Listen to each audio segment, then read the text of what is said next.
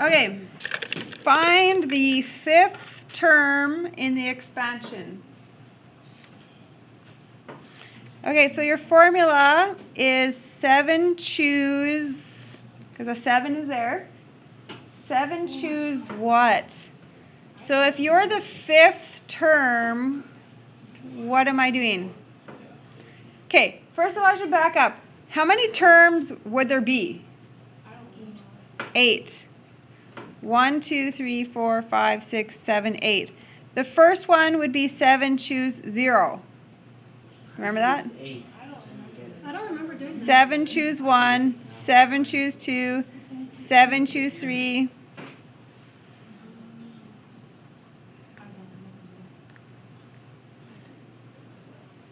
Okay? So the fifth term, is 7 choose 4. Yes.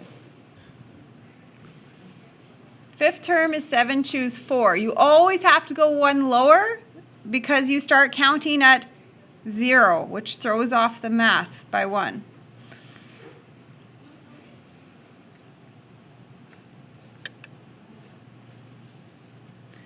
Okay, the exponent on the last matches the 4. And anybody know what the exponent on the inside one is?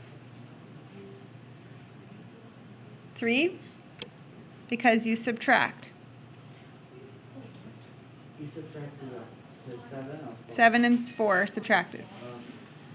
Those exponents need to make 7 added together. Okay, can anybody tell me how to write this differently?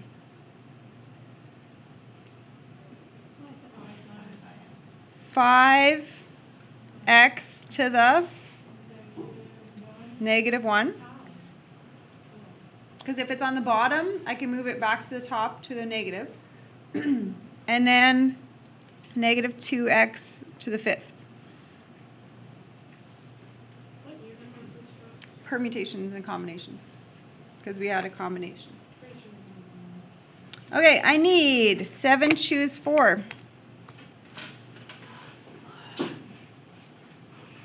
So that is 35.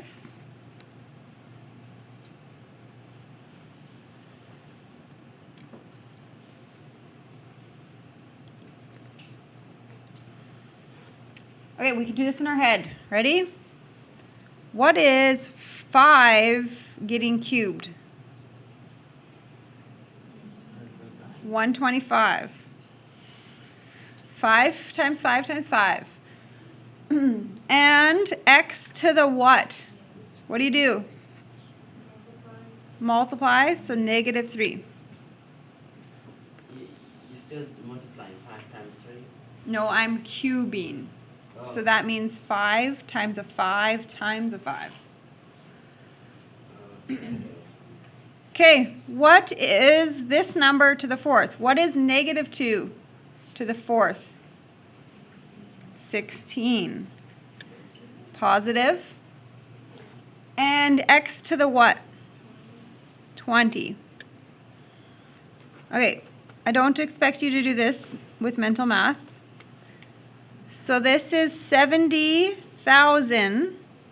Those numbers all make 70,000. X to the, what do you do with those? 17.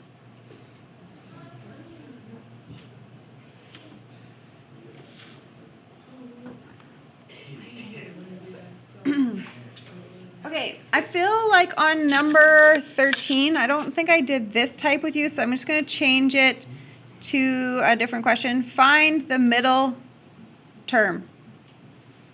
I'm going to change the question for you. Find the middle term.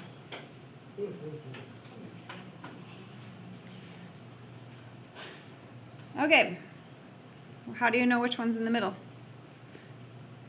How many terms are there? 9 terms. Because you always count from 0, so then it always makes things off by 1. So 1, 2, 3, 4, 5, 6, 7, 8, 9. Which term would be right in the middle then?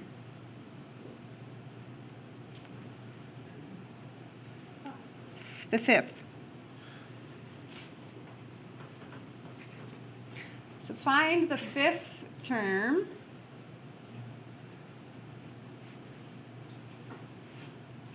Okay, so what to choose what?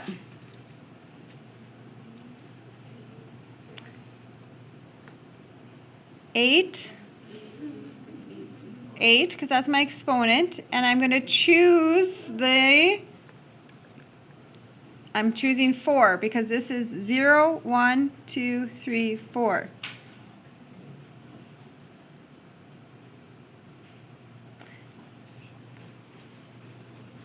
On the second unit, your exponent matches. On the first unit, your exponent should add up together there to make 8. So then this would also be a 4.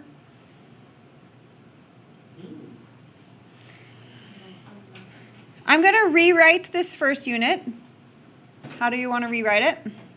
4 to the x negative 1. 4x negative 1. And this is an x cubed.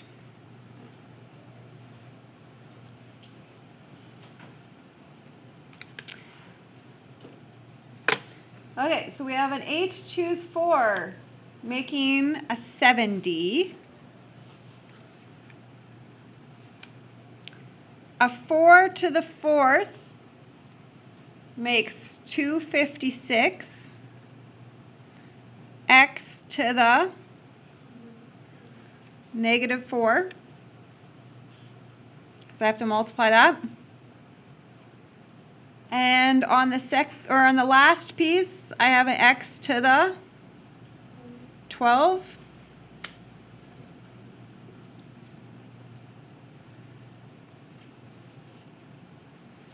So 17,920 is that multiplied. And x is going to be to the 8. Is it coming back now that you saw 2 of them? No? Yeah. I swear we did this. Okay, I'm going to add one more question. What if you ever got something like this? X minus y to the 4th. Expand it.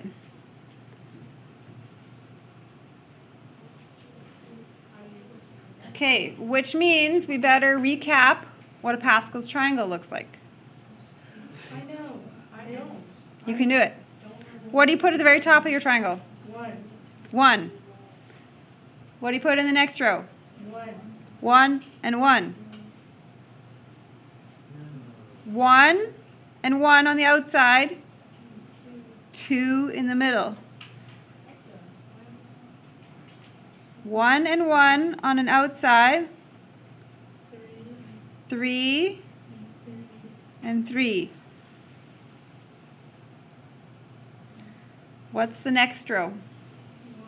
1, 4, 6, 4, and 1. That is the row I need. Do you understand how I figured that out? I need 5 terms, right? That's the one with 5 terms. Or this will be 4 choose 1. This number always matches. Right there. A second. Okay, so I'm going to start. I'm going to spread these out for.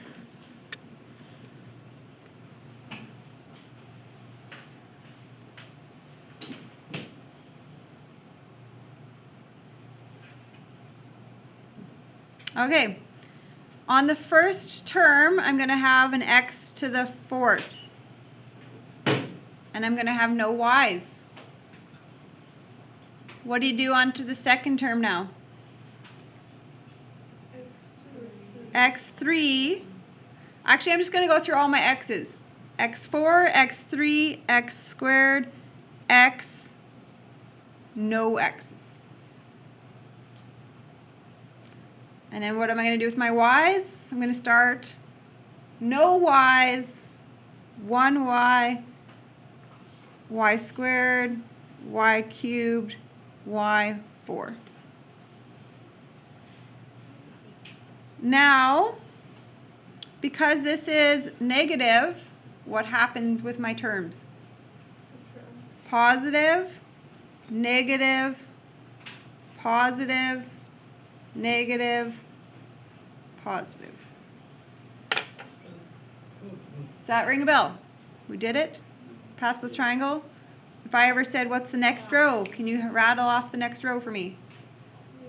What is it? 1, 5, 10, 10, 5, 1.